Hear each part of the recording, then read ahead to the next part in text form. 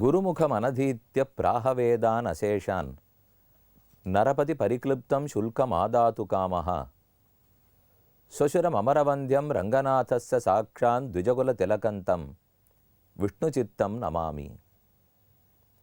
விஷ்ணு திருமால் அவ்வெம்பெருமானை தன்னுடைய உள்ளத்திலே விலகாமல் வைத்திருந்தவர் பெரியாழ்வார்.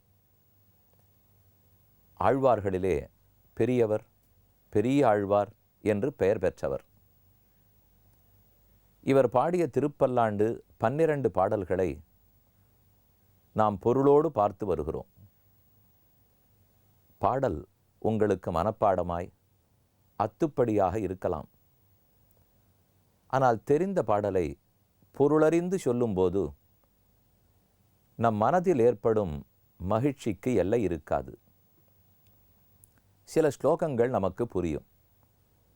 ஆனால் அந்த ஸ்லோகம் தெரியுமே தவிர அதன் பொருள் விளங்கி இருக்காது. வேடிக்கையாக சொல்லப்போனால் பொருள் விளங்கா உருண்டையாக இருக்கும். அதன் பொருள் விளங்கினால் அப்போதான் பகவானுக்கு நாம் அருகிலே செல்லும் உணர்வு ஏற்படும். அப்படித்தான் பொருள் தெரிந்து கொள்ளுவதற்காக இந்த பாடல்களை பார்த்து வருகிறோம்.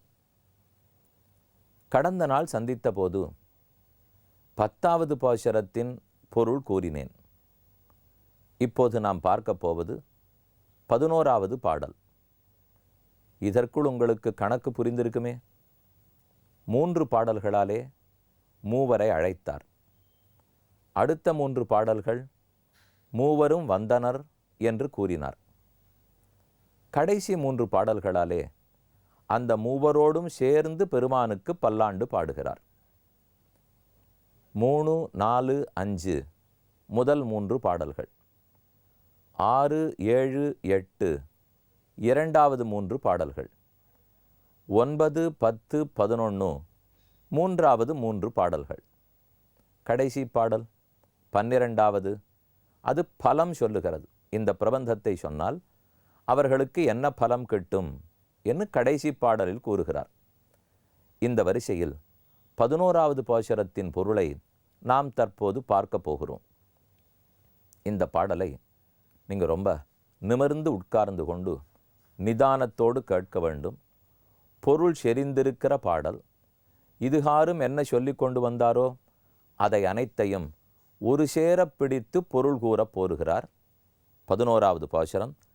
அல்வழக்கு ஒன்றுமில்லா அணிகோட்டியர்கோன் அபிமான துங்கன் செல்வனைப் போல திருமாலே நானும் உனக்கு பழவடியேன் நல்வகையால் நமோ நாராயணாவென்று நாமம் பலபரவி பல்வகையாலும் பரித்திரனே உன்னை பல்லாண்டு கூறுவனே. பவித்திரனே என்று ஆழ்வார் பெருமானை அழைக்கிறார். இந்த சொல்லே இனிமையான சொல். பவித்திரன் என்னால் புனிதமானவன்னு பொருள். தானும் புனிதமானவர், தன்னோடு தொடர்பு கொண்ட அனைவரையும் புனிதமாக்கும் அவர். கங்கை நீர் தானும் புனிதமாக இருக்கும். யார் வந்து நீராடினாலும் அவர்களையும் புனிதமாக்கிவிடும். அதே போல பெருமான் தானும் புனிதமானவர், தன்னோடு தொடர்புடையவர்களையும் புனிதமாக்குகிறார். மற்றொரு செய்தி, பகவான் தான் புனிதமானவர். அவர் திருவடி பாத தீர்த்தங்கிறதுனாலே கங்கைக்கு புனிதத்தன்மை கிடைக்கிறது.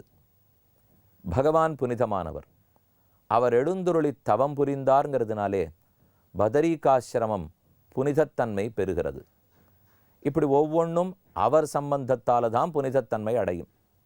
அப்போ நாமும் அவரோடு தொடர்பு கொண்டால் நாமும் புனிதர்களாக ஆகிவிடுவோம். அதைத்தான் பவித்திரன், பவித்திரமானவர், புனிதமானவர் என்று ஆழ்வார் கூப்பிடுகிறார். இந்த பாசுரத்தில் யாரோடு சேர்ந்து பல்லாண்டு பாடுகிறார்?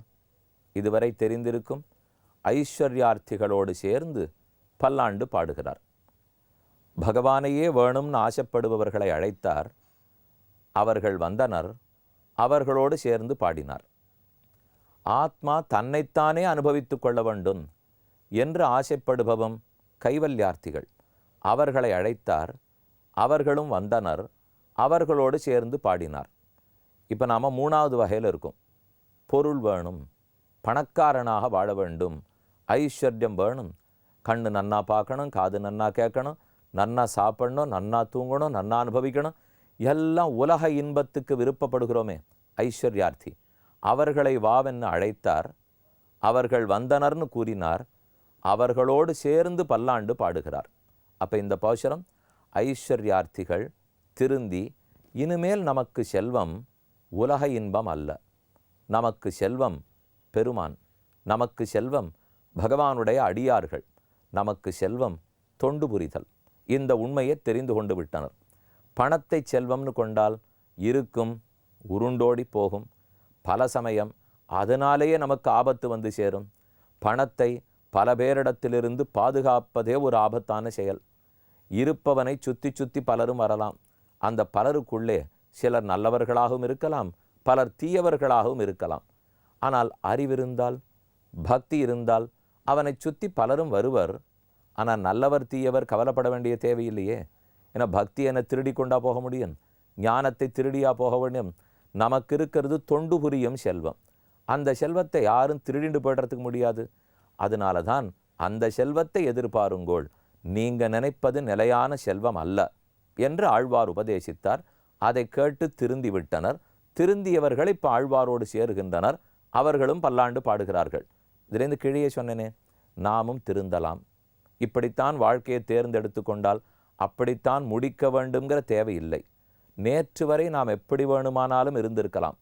இன்று திருந்தினோமா, நாளை முதல் தொண்டு புரிவோமா, இதை பற்றித்தான் ஆழ்வார் பேசிக்கொண்டு வருகிறார். பொருள் பார்ப்போம். அல்வழக்கு ஒன்றுமில்லா அணிகோட்டியர்கோன். திருக்கோட்டியூரில் ஒரு சுவாமி இருந்திருக்கிறார்.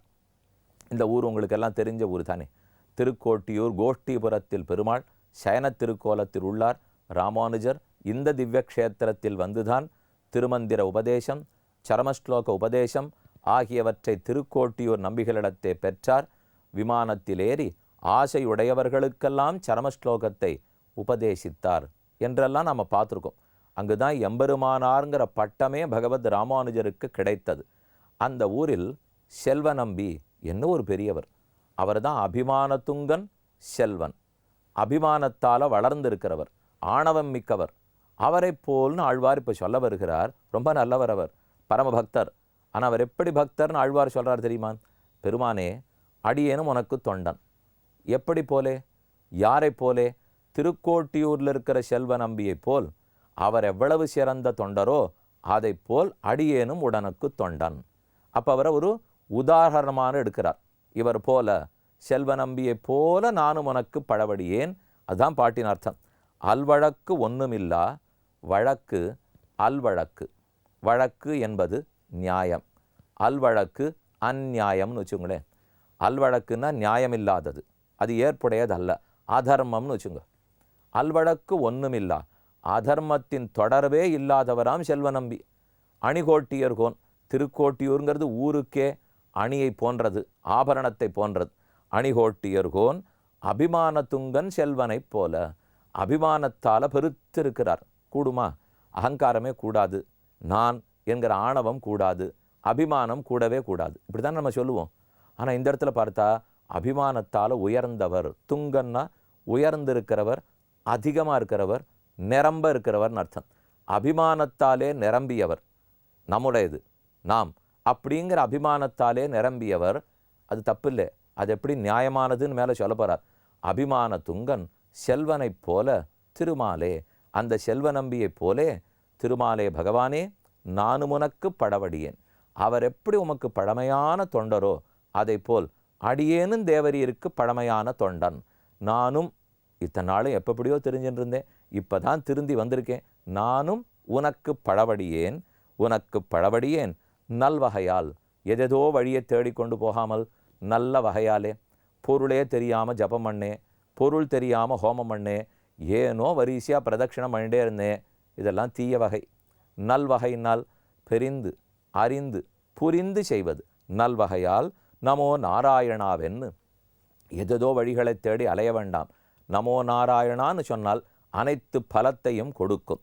நமோ நாராயணாவென்னு நாமம் பல பரவி, ஒரு திருநாமம் மட்டுமல்ல, விஸ்வம் விஷ்ணு வஷட்காரா பூத பவ்ய பவத் பிரபு என்று தொடங்கி பல்லாயிரம் திருநாமங்களை நாமம் பல பரவி, பரவுதல், சொல்லுதல், செப்புதல், வாய் திறந்து ஓதுதல், பல்வகையாலும் பவித்திரனே. பகவான் பவித்திரன், தன்னோட தொடர்புடைய எல்லாரும் புனிதமாக ஆக்கிறவர். பல்வகையாலும் பவித்திரன், அவரை பற்றி எதை நினைச்சாலுமே எந்த வகையில் பெருமாளை அணுகினாலும் நாம் பவித்திரமாயிடுவோமா. இப்போ கங்கைங்கிற நீர் இருக்குது, நாம் போய் குளிக்கிறோம், பவித்திரமாக்கும். குடிக்கிறோம், பவித்திரமாக்கும். கங்கான்னு வாயை திறந்து சொல்கிறோம், பவித்திரமாக்கும். எந்த விதத்திலையும் அது நமக்கு புனிதத்தன்மையை கொடுக்கும். அதே போல் கோயிலுக்கு போனாலும் பவித்திரமாறும், பகவானுடைய நாமங்களை சொன்னாலும் பவித்திரமாலும், அவர் திருமேனியை தியானித்தாலும் பவித்திரமாகி விடுகிறோம், அவரை பற்றின தொண்டு புரிந்தாலும் பவித்திரமாகி விடுகிறோம். ஸ்வரூபம், ரூபம், அவருடைய குணங்கள், அவருடைய சேஷ்டிதங்கள், எதை சொன்னாலும் நாம் புனிதமாயிடுறோம். அதனால தான் பல்வகையாலும் பவித்திரனே உன்னை பல்லாண்டு கூறுவனே என்று மங்களாசாசனம் பண்ணும் பெரும் பேர் எனக்கு கிடைத்தது என்று ஆழ்வார் கூறிக்கொள்ளுகிறார். இப்போ பாசுரத்தினுடைய ஆழ்ந்த கருத்தென்னன்னு பார்ப்போம். இன்றைக்கி இந்த பாட்டினுடைய அர்த்தம் சொல்ல போகிறேன், நாளைக்கு இந்த பாட்டினுடைய அர்த்தத்தை தான் சொல்ல போகிறேன். ஏற்கனவே உங்களிடத்துல ஒரு வேண்டுகோள் வைத்திருந்தேன். 4000 திவ்ய பிரபந்தம் புத்தகத்தை வாங்கி கொள்ளுங்கள், அதை கண்டிப்பாக கையில் வச்சுக்கணும். அதை வைத்து கொண்டே சொல்கிறத கேட்டுன்னு வந்தால் மனசில் நன்னா ஈர்க்கும், அப்போ தான் நன்னா புரிபடும், அனுபவிக்கிறதுக்கு முடியும். இப்போ நீங்கள் கேட்கலாம், கேட்டால் கூட பொருள் புரியும், ஆனால் அப்படியே காத்தாட்டம் ஆவியாட்டம் தலையிலேருந்து பறந்தே போயிடும். அப்படி வேண்டாம், நன்னா தெரிஞ்சுக்கணும்னால் அதற்குரிய நூல் கையில் இருக்கணும். இப்போ ஒரே ஒரு வார்த்தைக்கு மட்டும் பொருள் சொல்கிறேன் பாருங்களேன், எவ்வளவு ஆழ்ந்த பொருள் இருக்குது பாருங்க. அல்வழக்கு ஒன்றுமில்லா அணிகோட்டியர்கோன், திருக்கோட்டியூரில் இருக்கிற செல்வ நம்பி, அவருக்கு அநியாயமே இல்லை, அதர்மமே தெரியாது, தர்மவான். இதானே இப்போ சொல்லப்படுறது. எது அநியாயம்னு புரிய வைக்கணும் இல்லையோ. நம்ம இப்போ நம்ம வாழ்க்கையில் சொன்னால் எதை அநியாயம்னு சொல்லுவோம்? திருடுவது அநியாயம், பொய் சொல்லுவது அநியாயம், அடிப்பது அநியாயம், பிறர் பொருளுக்கு ஆசைப்படுவது அநியாயம், ஏமாற்றுவது அநியாயம், இதெல்லாம் தான் அநியாயம். அதே போலத்தான் இப்போ அநியாயமாக இல்லாத செல்வ நம்பிங்கிறாரே. அப்போ என்ன இப்போ அவருக்கு நல்லது? அவர் என்ன திருடாத செல்வ நம்பி, பொய் சொல்லாத செல்வ நம்பி அப்படின்னு சொல்லணுமானால், ஆன்மீகத்தில் இந்த திருடுதல், பொய் சொல்லுதல் இதெல்லாம் ஒரு நிலை. இந்த நிலையை தாண்டினா தான் ஒருத்தன் பக்தனே வரப்போகிறான். இனிமேல் நம்மாழ்வார் திருடவே மாட்டாராம், பெரியாழ்வார் பொய் சொல்லவே மாட்டாரான்னு சொல்லியிருந்தா இதுதான் வசதியாக சொல்லுங்கள் சாமி. அதெல்லாம் தெரிஞ்ச விஷயம். இனிமேல் நம்மாழ்வார் பொய் சொல்ல மாட்டார் நீர் சொல்லி நாங்கள் தெரிஞ்சுக்க வேண்டாம். அவருக்கு இருக்கிற உயர்ந்த பண்பை சொல்லும். எப்படி இதெல்லாம் அவர்கிட்ட இருக்குது. அப்போ இந்த இடத்துல அல்வழக்கு ஒன்றுமின்னான்னு சொன்னால் எது அல்வழக்கு? நாம் சொல்கிற திருட்டுத்தனம், பொய் சொல்கிறது, ஏமாத்துறது, அதை பற்றியெல்லாம் இங்கே பேச்சு இல்லை. அதெல்லாம் கண்டிப்பாக அடிப்படையிலேயே வேண்டும். இப்போ அதற்கு உயர வருவோம். அதுக்கு மேலே வந்தோம்னால் தேகமே ஆத்மா, இந்த உடலும் ஆத்மாவும் ஒன்றுன்னு தப்பாக நினைக்கிறோம் பாருங்க, இதைத்தான் அநியாயம்ங்கிறார். இந்த அநியாயம் செல்வ நம்பின இடத்துல இல்லை. அடுத்தது, ஆத்மா தேகத்தை விட வேறு தான், எனக்கும் தெரியறது. இந்த சரீரம் வேறே, ஆத்மா வேறே. ஆனால் நான் சுதந்திரன், நான் ஒத்தர் பேர்லேயும் சார்ந்து இருக்கிறவன் இல்லை, எனக்கு நானே அப்படின்னு சொன்னால் அது அல்வழக்குங்கிறார். அது தப்பு, அது அநியாயம். நீ பெருமானிடத்திலே சார்ந்திருப்பவன் தான், அதை புரிந்துகொள். மற்றொன்று, அது கூட புரிஞ்சுவிட்டேன், நான் சார்ந்திருக்கிறவன் தான், ஆனால் எங்கேயோ இந்த மூலையில் போய் ஒரு மனுஷனை போற்றுவேன், அந்த மூலையில் போய் ஒரு மனுஷனை போற்றுவேன், யார் யாரையோ தெய்வம்னு சொல்லிப்பேன், அப்படின்லாம் இருந்தால் அல்வழக்கு. அதெல்லாம் இல்லை.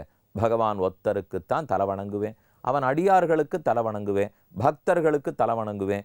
இதை புரிஞ்சுக்கணும் இல்லையா? இதுதான் நியாயம்னு சொல்ல வர்றார். அதற்கு அப்புறம் பெருமானை தொழுவோம்.